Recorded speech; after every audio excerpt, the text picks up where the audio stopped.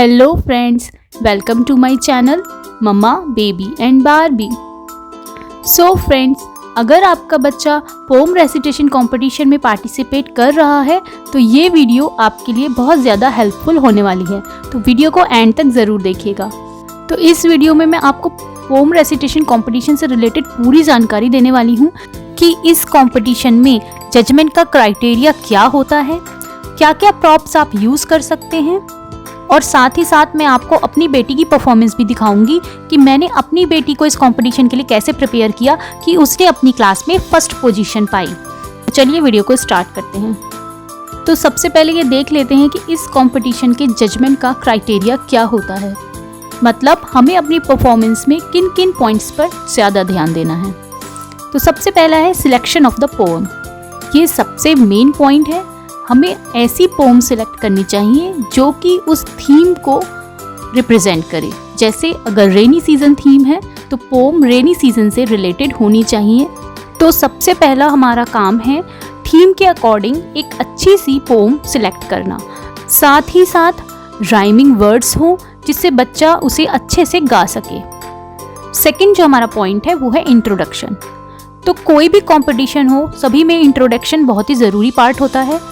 So make sure कि बच्चा अपना इंट्रोडक्शन प्रॉपर तरीके से दे, जिसमें बच्चा अपना नाम, क्लास, सेक्शन व कंपटीशन का थीम ज़रूर बताए। Now third point is voice modulation. तो वॉइस मॉड्यूलेशन क्या होता है? जब भी हम किसी चीज़ को रिप्रेजेंट करते हैं, चाहे वो पोम हो या फिर कोई स्पीच हो, तो उसमें शब्दों के उतार चढ़ाव पर ध्यान देना बहुत ही ज़रूरी होता है। जैसे कि एक लाइन के बाद थोड़ा रुक कर दूसरी लाइन को बोलना। अगर पोम है तो पोम को अच्छे से गाकर सुनाना, साथ ही किस वर्ड पर जोर देना है व किसे जल्दी बोलना है, इस बात का ध्यान रखना। मतलब ठहराव के साथ बोलना। ऐसा नहीं लगना चाहिए कि बच्चा रटा रटाया बोल रहा है। तो वॉइस मॉड्यूलेशन के अंतर्गत ये सब देखा जाता है। तो यहाँ पर मैं आपको एक टिप देना चाहूँगी कि जो पोम आप बच्चे को करवा रहे हैं उसका मीनिंग भी आप बच्चे को बताएं, जिससे कि ऐसा ना लगे कि बच्चा रटा रटाया बोल रहा है। ऐसा लगना चाहिए कि हाँ, बच्चे को मीनिंग पता है और बच्चा उसे समझकर पोम गा रहा है। नेक्स्ट पॉइंट जो आता है वो है हमारा प्रोनाउंसिएशन। इस पॉइंट पर ध्यान देना भी बहुत ज़रूरी है। प्रोनाउंसिएशन का मतलब होता है सही उच्चारण। मतलब बच्चा जो पोम गा रहा है वो क्लियर गाए, सामने वाले को वर्ड क्लियर समझ में आए और बच्चा जो वर्ड्स बोल रहा है वो सही प्रोनाउंस करे, गलत प्रोनाउंसिएशन नहीं करनी है। Now next point is expressions. तो एक्सप्रेशंस की भी अपनी एक अलग ही इम्पोर्टेंस है। तो मेक श्योर कि बच्चा पोम गाते समय अपने आईज, हैंड मूवमेंट्स करे, फेस एक्सप्रेशंस दे। जहाँ पर कोई एक्सप्रेशन नहीं हो पा रहा है वहाँ सिंपल स्माइल दे। तो इसके अंतर्गत इन सब बातों का आपको ध्यान रखना है कि बच्चा सिंपल सीधे खड़े होकर सिर्फ पोयम ही ना गाए, बल्कि आई हैंड मूवमेंट भी करे और फेस एक्सप्रेशंस भी दे। Now the main point is use of props and creativity.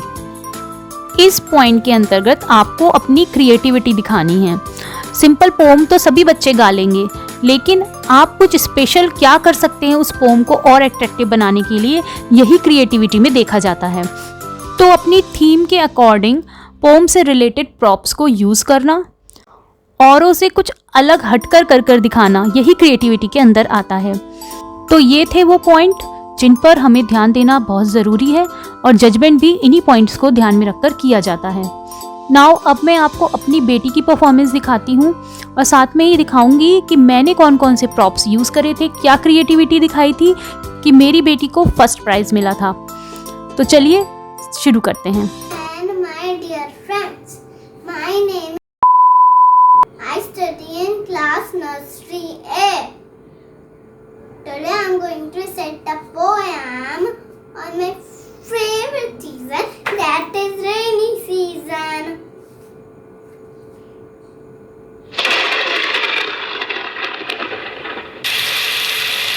Can you hear? It's raining. Come on, let's enjoy the rainy season. Peter patter raindrops falling from the sky. Here is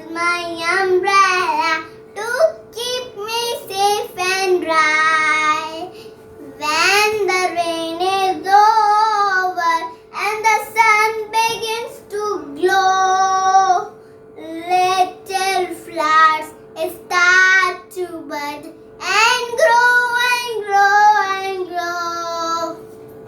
Happy monsoon, thank you. तो मेरी बेटी की performance आप सभी ने देखी, तो आपने उसमें नोटिस किया होगा कि मैंने पोम को एकदम से स्टार्ट ना करवाकर थोड़ा सा पहले रेनी सीजन के बारे में बुलवाया है, जैसे कि come on let's enjoy the rainy season. Then मेरी बेटी ने फिर पोएम स्टार्ट की है। तो इसी टाइप से आप भी करवा सकते हैं। साथ ही साथ आपने एक बात और नोटिस की होगी कि मैंने थोड़ा सा म्यूज़िक भी ऐड किया है रेनी सीजन से, जैसे कि बादलों की गड़गड़ाहट, बारिश की आवाज़, इसको स्टार्टिंग में मैंने यूज़ किया है। तो इससे मेरी बेटी की परफॉर्मेंस और ज़्यादा अट्रैक्टिव हो गई है, क्योंकि उस टाइम तो ऑनलाइन क्लासेस चल रही थी, मैंने घर पर ये सब सेटअप अरेंज कर लिया था।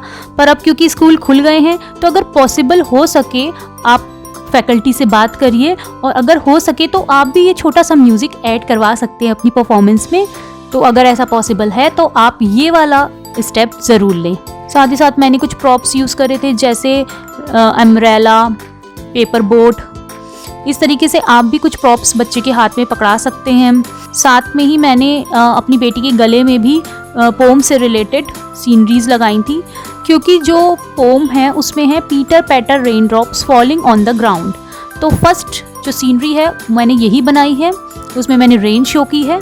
एंड नेक्स्ट इसके पीछे ही मैंने एक सीनरी बनाई है, क्योंकि नेक्स्ट जो लाइन है उसमें है when the rain is over and the sun begins to glow. तो नेक्स्ट जो मैंने सीनरी बनाई है उसमें इसी टाइप की सीनरी मैंने शो करी है, सन निकल रहा है, रेनबो आ गया, मतलब बारिश स्टॉप हो चुकी है। तो इस टाइप से मैंने पोम के अकॉर्डिंग ही सीनरीज दोनों तैयार की हैं और उसे मैंने बच्चे के गले में पहनाया है। तो आप भी ऐसी ही कुछ क्रिएटिविटी अपनी पोम के साथ भी कर सकते हैं। तो उम्मीद करती हूँ इस वीडियो से आपको ज़रूर हेल्प मिली होगी।